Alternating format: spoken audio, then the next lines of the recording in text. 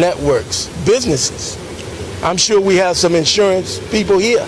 I know a nonprofit is very much interested in partnering with any insurance companies and or brokers in that vein. So that's just on the positive note, but there may be a feedback on other things. All right. So the question on the floor is, are there alternative ways of getting these 400,000 uninsured Affordable Health Care Act? And Brother Hall, I always am open to examining possibilities. What I will say at this point, so we'll have an offline conversation, but what I would be interested in doing is let's make use of the $5 million that's already paid. It's already paid for. This is already paid for. It's a matter of us calling the appropriate persons on the rug to be good stewards of our money.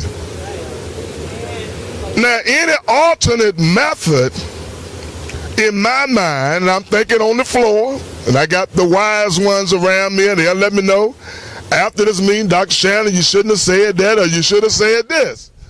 But I always will be very comfortable being led by the Spirit. Now, if we can find out how to get some of that $5 million and go through another route, that's a no-brainer. And so we have to examine those at a more appropriate time. Any other questions or statements? Yes.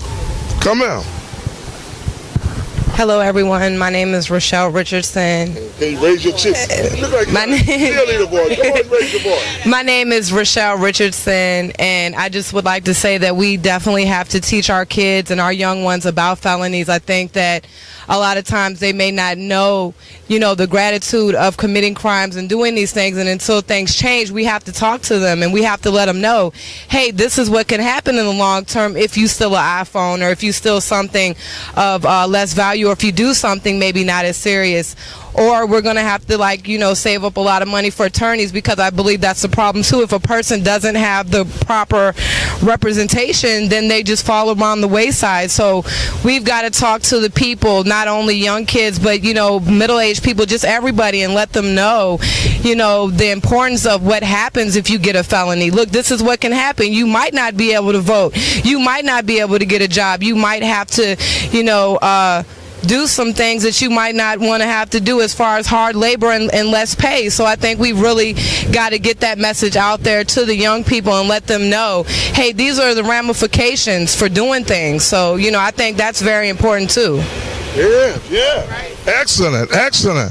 Oh, yes, I tell you, and the two comments was right on task. All right, got another one.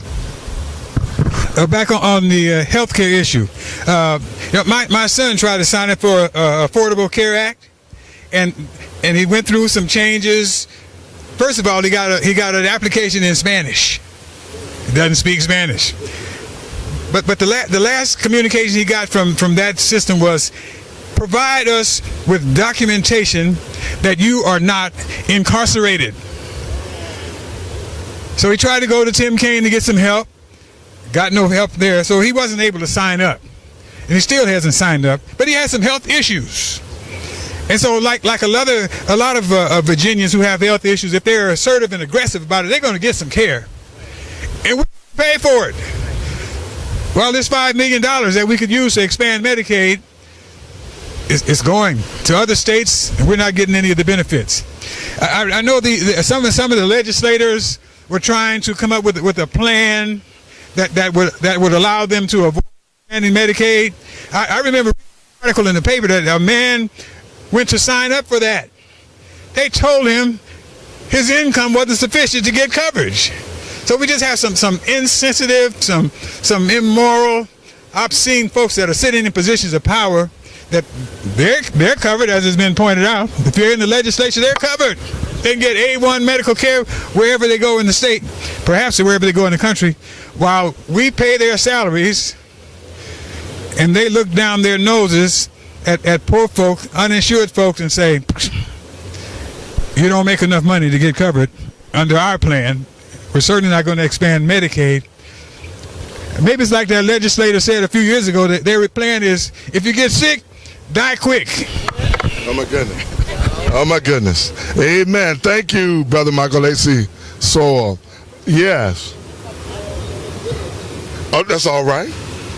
I don't need that. You don't need that? All right. I'm Margie Berry, and I think at the crux of all of your issues is that you have the wrong people in government who are making decisions for everyone. Okay. And you talk about voters' rights, and it's a sin that those who have rights don't vote. All right. In 2010, the Tea Party walked in That's right. because people did not exercise the rights that they have to vote. That's right. So one thing that should be emphasized at every level is that if you have the right to vote, you should utilize it. Yeah. Yes. And in a moment, I'm coming right to, yes, sir. You want to come forward? You care to come forward? All right.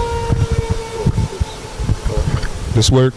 My name is Keith Parker, and I have a felony. Back in Hey, raise your voice. 1997, I got a felony. And that felony is just as fresh today as it was in 1997. I'm not allowed to do certain things. Jobs frown on me. I can't go certain housing, can't move there. But through the grace of God, I got my rights back, but I ain't got my lefts back yet. That means I'm still left out of a lot of things. And I'm kind of hot about that. Because here's somebody, one thing, the good doctor spoke about this. You have a judicial system that will give you a court-appointed lawyer who will tell you, plead guilty to this felony, and the judge will go light on you. And if you're a young person, you go, okay, it'll get me out. And you get out and you forget you got that scarlet letter for the rest of your life. This is the only state, really, it's two of us, that carry that penalty for the rest of your life. Maryland, 5 years is gone. North Carolina, I don't know how many years it is, but it's gone after a while. And it should be that way. It should not be held on a person for the rest of their life. Right. And in most cases, who's suffering? We are. We are. And if I wanted to go back to that life that I used to live, I have no choice. I can go. Because I can't get a fair opportunity at none of these buildings around here. When I go in there, check that box. Oh, Lord, you got a felony. Good gracious, you got to go. Yeah. And that's getting old. Maryland is starting to look good to me. North Carolina is starting, but I was born here, and I have a right here just That's like right. everybody That's else. right. I deserve to have the fairness that everyone else has been given. It's a right. Why should I be denied the right to vote? I had to fight to get my rights back to vote. Seriously fight hard, too. Under Tim Kaine, who did absolutely nothing, but McDowell gave them to me. And I still don't have the right to do certain things. Still denied and frowned on. And as you said, labeled when I go to apply for jobs or whatever I'm trying to do. I'm tired of that. It's getting old. Yes, sir. We need a change. Yes, sir. Thank you, sir. Thank you so much.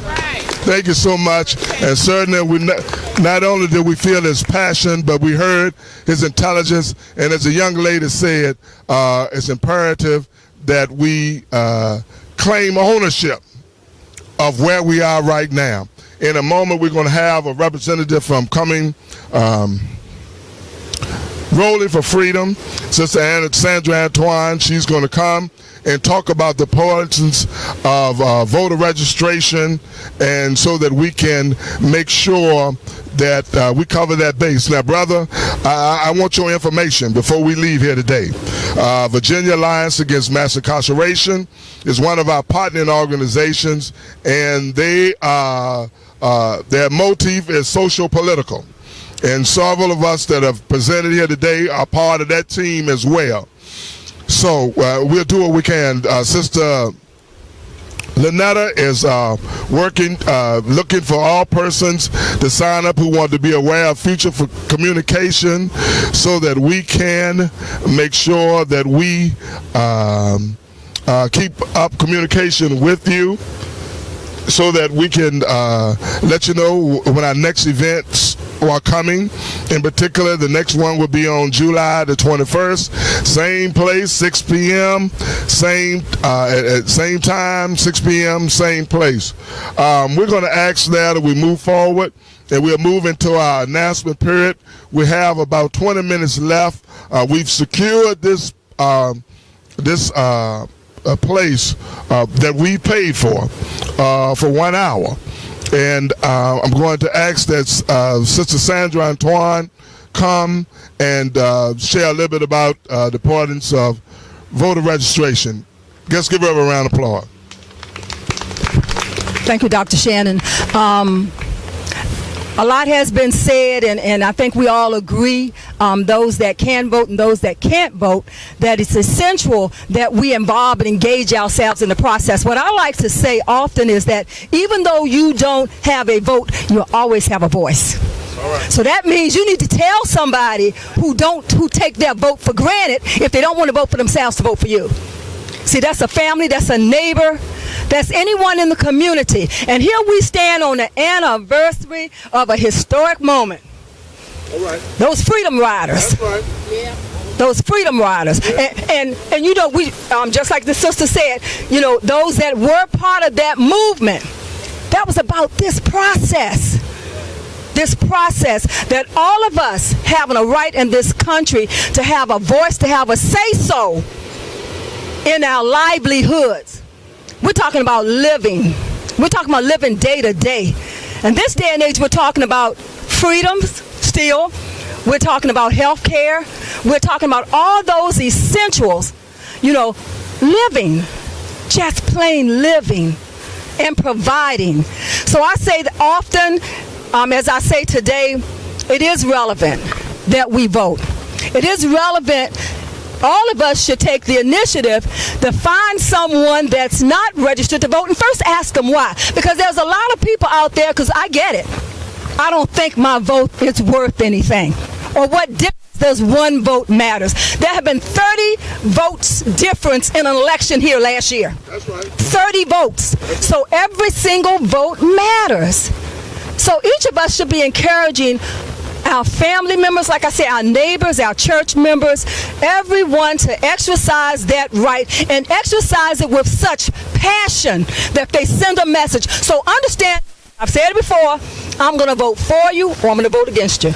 And even if I vote against you, guess what? You're obligated to me. I'm still going to hold you accountable. That's right. Because you were voted to serve me, not by me necessarily, but by the majority. And that's okay with me. That's democracy.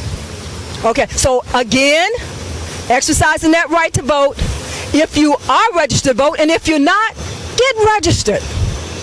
People used to say, well, I have to go downtown, I have to go to the registrar's office. No, you don't. Go to the library, go online. The process is simpler now than it was years ago. You can go online to register to vote. You can go online to get your rights restored if you're one of those nonviolent offenders, deemed as nonviolent offenders, which now includes the drug charges. So I'm saying the process is there. We're going to fight for the others, but let's take advantages of what's at hand now. You know, let's do everything we can to ensure we won't have another 2010. That those of us know how many millions showed up in 2008 and turned around 2010, we lose an election here in the state because not even a fourth of the people turned out to vote. This is a very important year. Once again, we have to return, I'm talking about myself, I don't know about you, but I need to make sure that we return a senator to office that's fighting for our rights, that are fighting for Virginians. And I'm going to make sure I do that. So I employ everyone here to do the same. Make sure that you're going to go out and vote for someone. You vote your heart, vote your conscience, but vote your community also, because if they're hurting, if they're affected, so are you. Okay, it's not about me. Talk often about Michael Jackson, not glorifying the messenger, but the message was that man in the mirror. That's right. And sometimes it takes that man in the mirror, as we're looking in that mirror, to be the one to make that change, a change for the future, a change for better days ahead, a change for this second. So I employed everybody to do that. And if you need any assistance, if you want to have an event,